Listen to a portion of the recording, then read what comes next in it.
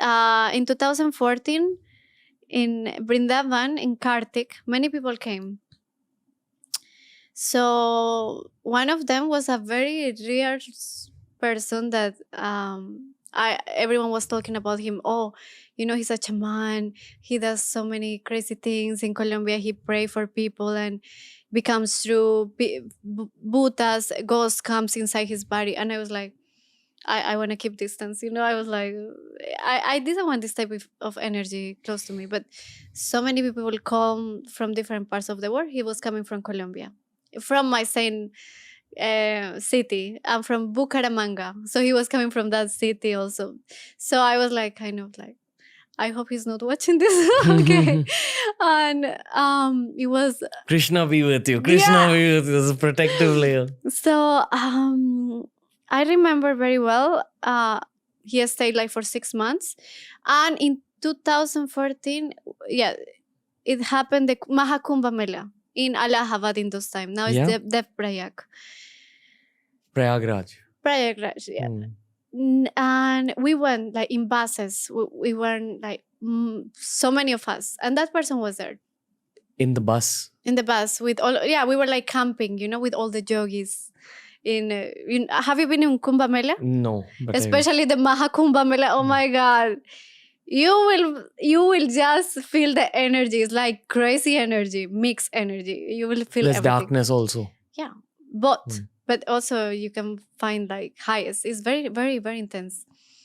Anyway, we went there. We were doing I didn't tell you this, but we had a drama of protecting Mother Nature, protecting the rivers. We dress as Jamuna, Ganga, Saraswati. So we were like, clean our rivers, like we were like doing this drama. So we were doing in all the camps of yogis. And we have to share with all South American people. We were like almost 100 of us coming from South America.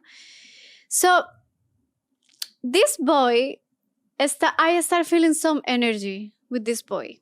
This shaman? The shaman. Yeah. How old was he? Young. He was younger than me. Really? Yeah. But he was already like medium and things like that. But I didn't know much. How does someone reach that advancement at a young age? Family. The parents, they do that. They teach to the kids. So they grew up in that life. Okay. So his family was big shamans from that city. And I remember I felt some energy coming from him, but I didn't pay attention.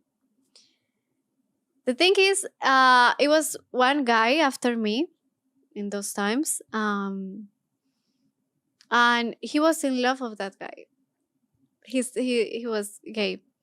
So this shaman was in love with that guy. So he was very angry because he was kind of like always trying to search for my attention, and he was kind of in love with that guy. So I started feeling like that envy energy from him towards me. And one day I was a tree, just to tell you in the drama. I was dressing as a tree. I was like, don't cut me. I was like saying to all the yogis. And one day I just couldn't even open my arms.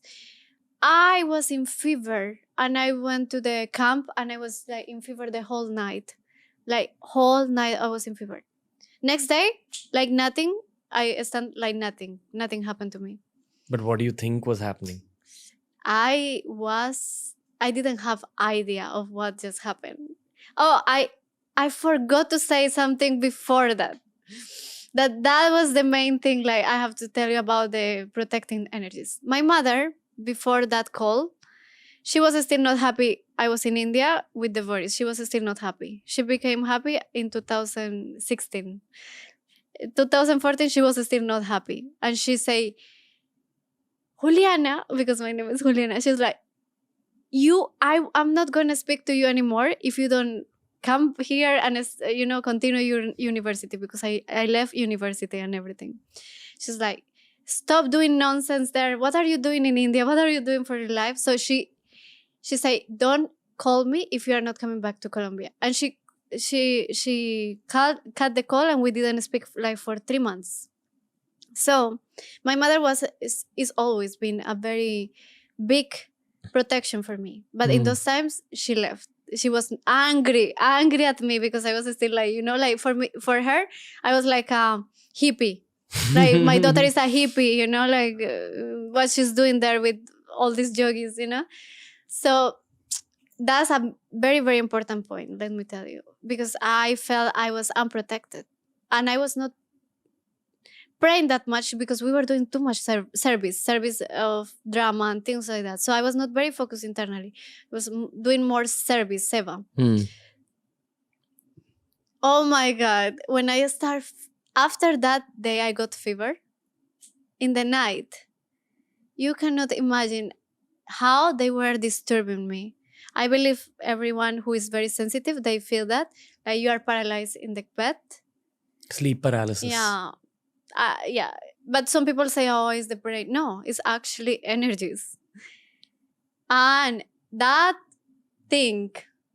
energy was walking on me, like walking in all my body, and was like, I wanted to kill me. Like I was feeling the hands killing me. Could you see anything?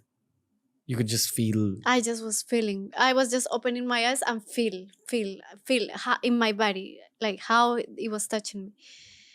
I woke up, I was crying. Next girl close to me, she was like, what's going on? Are you okay? And I was crying. And I was just praying, what's going on? Like I was praying so much. Krishna. We prayed to Nrsimha. Nrsimha Bhagavan is a form of Krishna for protection. I was like chanting and I was like, what's going on? But I had the same feelings, like I'm not joking with you, for 2 weeks. Same feelings. It was disturbing me every single night, trying to kill me. It was that same entity. Same. And you think that shaman released something on you? Well, I was not very sure. I felt the energy of envy, but I was not very sure.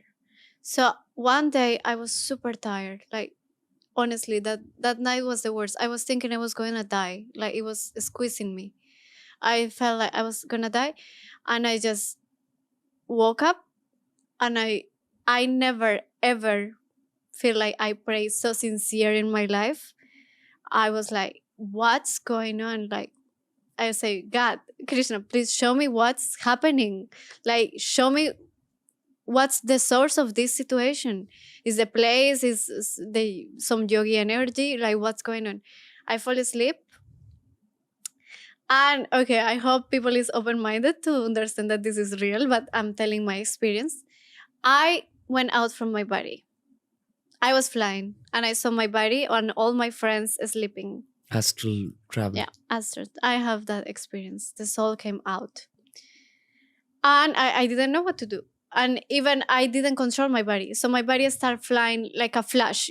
This anime, Flash? I was just flying all over Kumbh Mela. My soul was like flying.